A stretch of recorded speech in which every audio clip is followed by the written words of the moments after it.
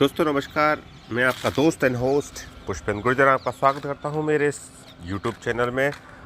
आप सभी के सामने आज हम लोग एक ऐसी जाति की बात करने वाले हैं जो भारत की शान है, वीर गुर्जर जाति। दोस्तों, हमारी भारत माता की धरा ने हमेशा वीर क्षत्रियों को जन्म दिया है। भारत में क्षत्रिय वंशों में सूर्यवंशी, चंद्रवंशी, अग्निवंशी, ऋषिवंशी, नागवंशी, भौमवंशी जैसे आदि वंशों में बटा हुआ है। अगर जाति की बात करते हैं तो गुर्जर, जाट, पाटीदार, राजपूत, पटेल, चौहान, प्रतिहार, सोलंकी, पाल, मराठा आदि क्षत्रिय वंश इन क्षत्रियों में आते हैं।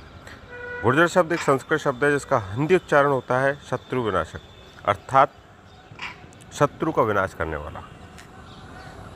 गुर्जर को गूजर, गुज्जर, गौचर, गोजर आदि नामों से भी जाना जाता है।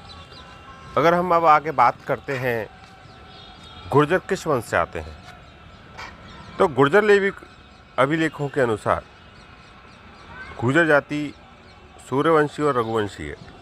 प्राचीन महाकवि राजशेखर ने गुर्जर को रघुतिलक तथा रघु ग्रामणी भी कहा है। राजस्थान और राजस्थान के आसपास के राज्यों में गुर्जरों को मिहिर भी बोला जाता है। मिहिर का अर्थ है सूर्य। 7वीं और 10वीं शताब्दी में गुर्जर शिलालेखों पर अंकित सूर्य देव की कलाकृतियाँ इन्हें सूर्यवंशी होने की पुष्टि करती हैं। कुछ इतिहासकार कुशनों को भी गुर्जर मानते हैं। कनिष्क एक कुषाण राजा थे जिसके शिलालेखों पे गुसूर अंकित है जो गुर्जर की तरफ इंगित करते हैं। पौराणिक मान्यता अनुसार माता गायत्री जो प्रभु ब्रह्मा जी की पत्नी है वो भी गुर्जर है। नंद बाबा जो प्रभु श्री कृष्ण के पालन पोषण करता थे वो भी गुर्जर थे, जिसके प्रमाण महाभागवत गीता में भी मिलते हैं। अब बात करते हैं गुर्जर इतिहास की। तो गुर्जर इतिहास में आज तक इतिहासकारों में गुर्जरों की उत्पत्ति को लेकर मतभेद है। कुछ इतिहासकार इन्हें हुणों का वंशज मानते हैं तो कुछ आर्यों का। कुछ इतिहासकारों के अनुसार गुर्जर मध्य एशिया के कोकेशस जो वर्तमान में जॉर्जिया और आर्मेनिया हैं से आए आर्य योद्धा मानते हैं।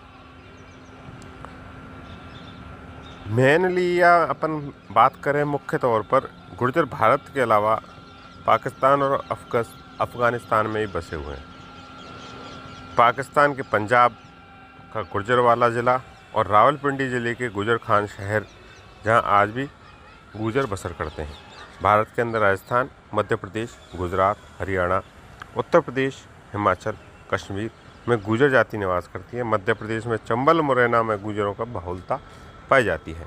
इसके अलावा राजस्थान के करौली, दौसा, भरतपुर, जयपुर, जोधपुर, कोटा, पाली, मारवाड़ आदि जिलों में भी गुर्जर बहुलता के साथ में निवास करते हैं।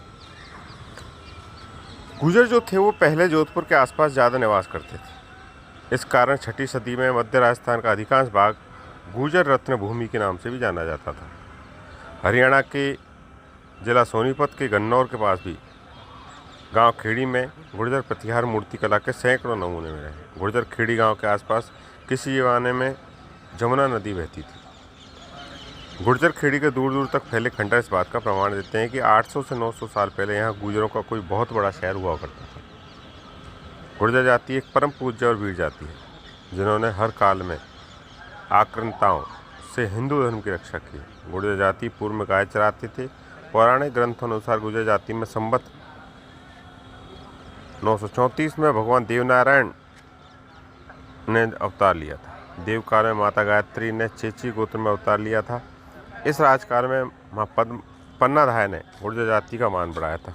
कुछ इतिहासकार कहते हैं कि छत्रपति शिवाजी महाराज जो हैं और पृथ्वीराज चौहान जो हैं वो पूर्वज जो राजा हैं ये दोनों इनके पूर्वज भी गुर्जर थे। इनके अलावा गुर्जर जाति में सम्राट मिहिर भोज जो हैं महेंद्रपाल, महिपाल जैसे कई प्रतापी शासकों ने जन्म लिया है। दोस्तों, अगर गुर्जर जाति की बात करें तो गुर्जर जाति एक ऐसी जाति है जो हमेशा आज भी देश की सेवा में समर्पित है। चाहे वो आतंकवादियों से लड़ाई हो भारतीय सेना में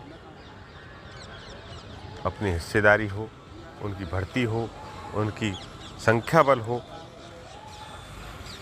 इस राज्य स्तर पर पुलिस में भर्ती हो।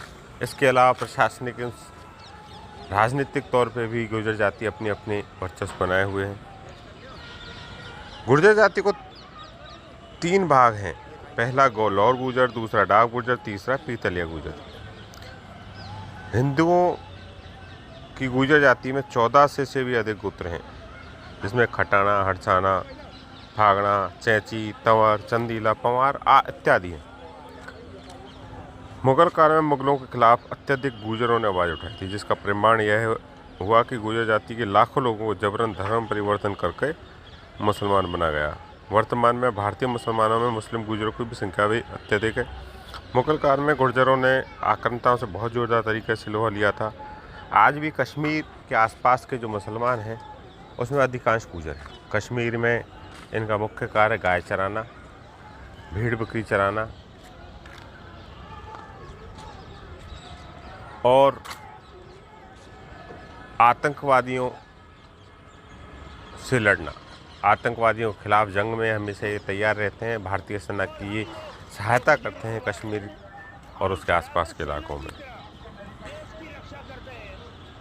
भाइयों, गुजरात के भीमपाल और उसके वंशज भी गुर्जर थे, जिन्होंने लगभग 200 साल तक अरब आक्रमणकारियों से वापस खदेड़ा था। भीमपाल गुर्जर साम्राज्य की राजधानी थी। भरूच का साम्राज्य भी गुर्जरों का अधीन था। गुर्जर वंश की सत्ता कन्नौज से लेकर महाराष्ट्र, बिहार, उत्तर प्रदेश में फैली थी। 9वीं सदी से लेकर 10वीं सदी के अंत तक लगभग 200 वर्ष तक मथुरा प्रदेश गुर्जर प्रतिहार शासन में रहा। इस वंश में राजा महिपाल, मिहिरभोज, महेंद्रपाल जैसे बड़े प्रतापी शासक हुए थे। एक चीनी यात्री भारत आए थे, हेवेनसोंग्स, जिन्होंने अपने लेखों में गुर्जर साम्राज्य का उल्लेख किया है और तथा इन्हें क्यूचेलो बोला है। अगर बात करते हैं अब धरातल पे, वर्तमान में गुर्जर एक लड़ाई लड़ रहा है देश में, अलग अलग राज्यों में। राजस्थान में 2007 से इन्होंने आरक्षण की लड़ाई लड़ी है और कुछ हद तक सफलताएं भी प्राप्त कर ली हैं। इसके अलावा आसपास के राज्यों में भी गुर्जर अपने हक की लड़ाइयों के लिए निरंतर प्रयासशील हैं। दोस्तों, आज के इस ब्लॉग में, इस वीडियो में गुर्जर जाति का कुछ व्याख्यान किया, इनकी विशेषताओं के बारे में आपको बताया। अगली ब्लॉग में एक नई जाति के साथ में, एक नए धर्म के साथ में, कुछ नई समस्याओं के साथ में आप सभी से मिलूँगा। तब तक के लिए आपसे विराम चाहता हूँ। साथ ही मैं चाहता हूँ कि आपके इस गुर्जर भाई का मनोबल बढ़ाने के लिए इस वीडियो को लाइक करें, मेरे इस चैनल को सब्सक्राइब करें और इस वीडियो को अधिक से अधिक शेयर करें, ताकि हमारे सभी साथियों तक हमारी कुछ इतिहास, कुछ विशेषताएं पहुँचें। और सभी सर्व समाज से मेरा निवेदन है, गुर्जर को आप एक वीर जाति के तौर पे देखें। आपको जब भी ज़रूरत पड़ती है, सबसे पहले और सबसे आगे आपको गुर्जर जाति मिलती है। तब तक के लिए बहुत बहुत धन्यवाद, बहुत बहुत आभार।